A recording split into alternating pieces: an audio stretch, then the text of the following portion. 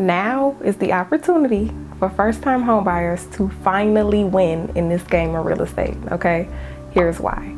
There are fewer people buying a house right now, so if you're out shopping for your home, you have more leverage to negotiate.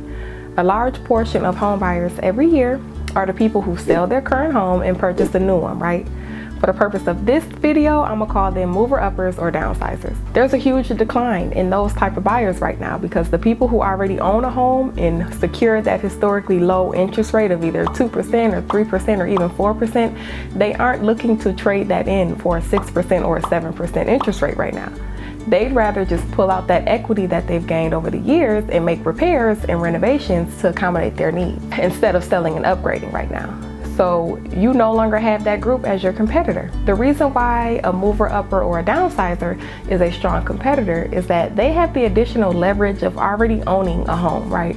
And oftentimes they're in a better financial position and they have a lot more cash available in order to be the strongest bidder in a multiple offer situation. You guys, let me just put this into perspective. When the market was super competitive during the pandemic up until last year and multiple people wanted to purchase one property, let me tell y'all, buyers were paying $10,000, $20,000, $30,000 over the asking price all the time in order to win. Most of the time, that extra money is coming directly out of your pocket. It's not factored into your mortgage, okay? So with a mover-upper or a downsizer, who, like I said, typically have extra cash available compared to somebody who's purchasing for the very first time, it allows them to submit a stronger offer than yours and ultimately win. So the market is in a position where that mover-upper or that downsizer, they don't control the buyer pool. The first-time home buyer does, finally. So without that competition, you have more options to negotiate a really, really, really great deal for your home purchase. And you seriously have to stop complaining about interest rates too, because they are not high, y'all. Y'all have to stop saying that. They are just back to normal, okay? In the 1980s, the interest rate was 18%. In the 90s, the interest rate was 9%.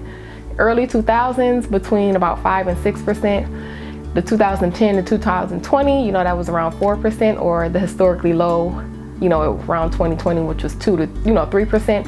And today it's back to around 6%. So today's numbers isn't anything out of the norm. If you have the financial ability to purchase your home, you're ready for the responsibility, and you want to start building equity, you should absolutely shop for your home right now to take advantage of the fact that the market is in your favor. Also, you guys, the market is not going to crash.